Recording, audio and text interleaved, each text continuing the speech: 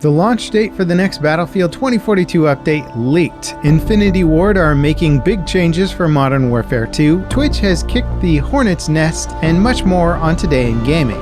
Hey guys, Level Cap here. Outdoor vehicle company Polaris accidentally revealed Battlefield 2042's 2.1 update in a now deleted tweet. The company has a partnership with DICE where their vehicle will appear in 2042 as a drivable transport. They tweeted that a new in-game vehicle based on one of their designs is being added on September 27th. That lines up with DICE's usual Tuesday release schedule for updates. It also means we could get a lot of new content for 2042 next week. We're expecting the renewal map rework with the update. This update transforms sections of the map with all new terrain, cover, and reworked objective areas. It's also been scaled down to a smaller playable area that should focus combat more around objectives. Beyond the map rework and new vehicles, it also seems likely that we'll be getting new Vault weapons carried over from Portal to the rest of 2042. DICE only ever said Vault weapons would be added over time though, so it's tough to say how quickly we can expect more. However, we do expect balance changes with this update, like a fix for the M16's grenade launcher and the broken headshot multiplier for the AM40, since those are more of bugs than actual balance choices. We're curious to hear what you are expecting for the update 2.1. Would you like to see more Portal weapons added to all-out warfare? Are there any significant balance changes you'd like to see? Are you excited about the rework of Renewal? Let us know in the comments. Infinity Ward announced key changes for Modern Warfare 2's second beta phase. The early access period for this beta starts on Thursday and expands supported platforms to Xbox and PC. It opens for everyone on Saturday. For this phase, Infinity Ward are tweaking soldier visibility during gunfights by reducing the opacity of smoke exiting the barrel of weapons. The audible range of enemy footsteps is being reduced to avoid telegraphing player locations so much in advance. They're also making tweaks to the sounds themselves to differentiate friendly and hostile footsteps a bit more. Unfortunately for some players, Infinity Ward remains steadfast on two of the game's most significant changes. They won't change how the game's minimap works or make major adjustments to the perk system for the second beta phase. Right now, enemies only appear on the minimap during UAV sweeps. The intent is to not penalize players just for shooting their gun. They say in 6v6 multiplayer, the maps are small enough that you can generally pinpoint an enemy's location based on their gunfire. Also, revealing their exact position on the minimap leads to a lot of chasing dots, but at the same time, most games, including past Call of Duty titles, expose player positions on the minimap when they fire a gun. It's interesting to see Infinity Ward experiment more and collect feedback and data.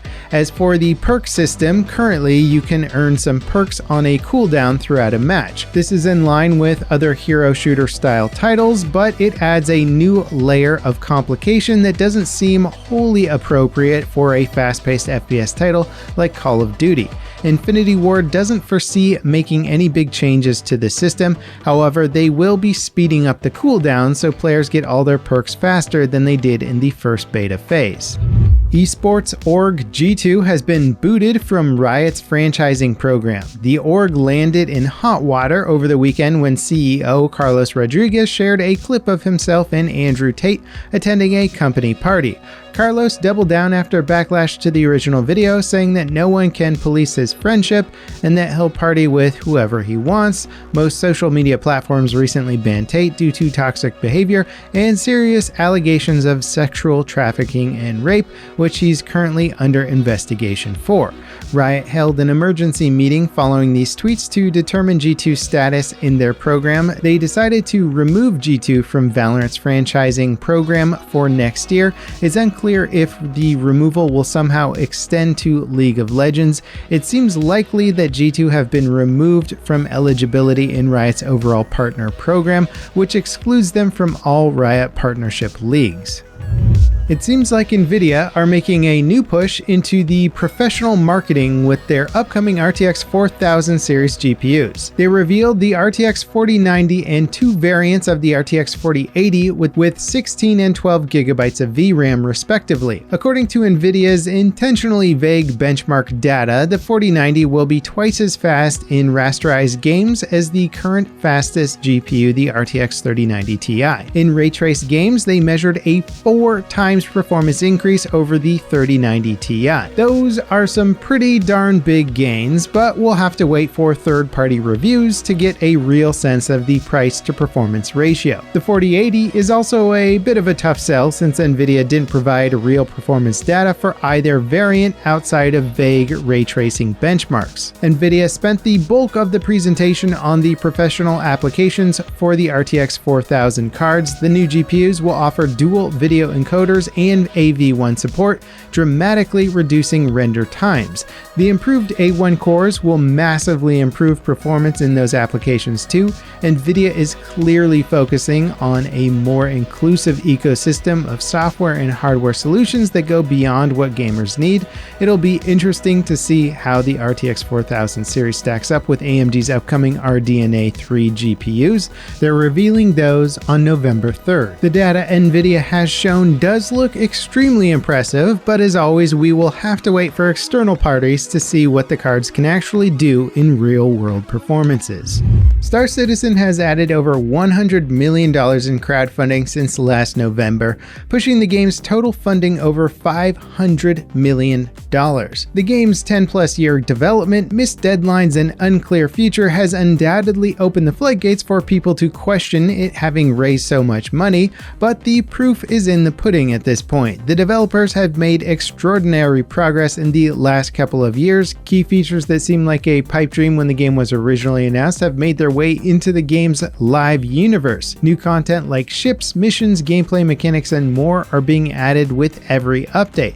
And progress on stuff like the game's single-player mode and server tech seems to be going quite well. Star Citizen might be years away from a proper retail launch, but it seems more and more likely that the game will actually achieve its lofty ambitions. One notable change from Star Citizen hitting $500 million in funding versus, say, hitting $300 million are that there's far fewer slam articles now, as I think the game is actually standing on its own more so than even a few years back.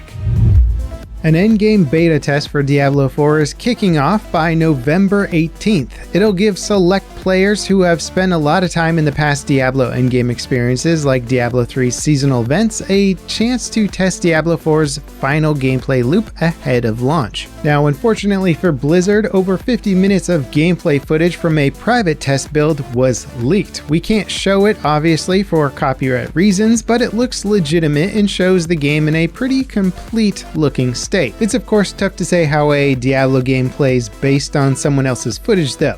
It looks like the classic Diablo experience, but we'll have to wait for the next beta to really get a sense of the gameplay.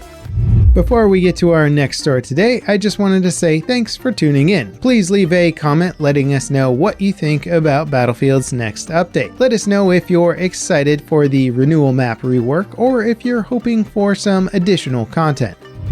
Twitch took one step forward while taking two massive steps back. Some of the site's top creators threatened to stop streaming unless Twitch banned gambling. They made this demand after a streamer named Slicker was exposed for running a gambling scam defrauding over 55 people of more than $380,000. Weirdly and interestingly, many of those demands have morphed into sexual assault allegations and exposure and other issues among Twitch streamers. The good news is that Twitch has reacted quickly and updated their rules about gambling.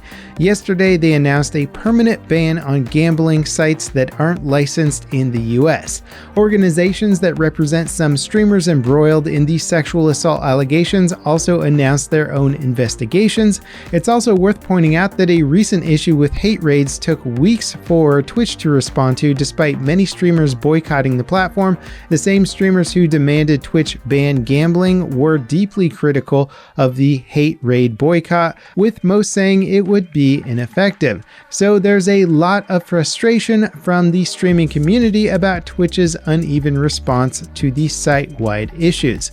Unfortunately, Twitch followed up their positive move yesterday with a blog post announcing a pay cut for the platform's top streamers that has been widely criticized by streamers across social media. The affected streamers previously had a 70-30 revenue split, but they'll now only get a 50-50 revenue split after they earn over $100,000. Twitch justified the change by saying the expense of broadcasting this content is too much to afford the more generous split. They cite that the Amazon Web Service pricing is being over $1,000 a month for a streamer who broadcasts 200 hours a month. Many question these claims since Twitch is owned by Amazon, who runs Amazon Web Services. 200 hours a month of stream also seems very unrealistic to critics of the post, who say that equates to 40 hours of work weeks and doesn't factor in time spent working outside of streams, which can add dozens of hours that you work monthly total. In a nutshell, it's been a wild few days for Twitch and its most popular streamers. Everyone once again finds themselves questioning Twitch's goals and the character of the platform's most famous creators. If you're looking for some more positive news, check out this next video. It's about the future of Battlefield and why it's probably in the right hands. As always, guys, thanks for watching, and I'll catch you next time. This is Level Cap signing off.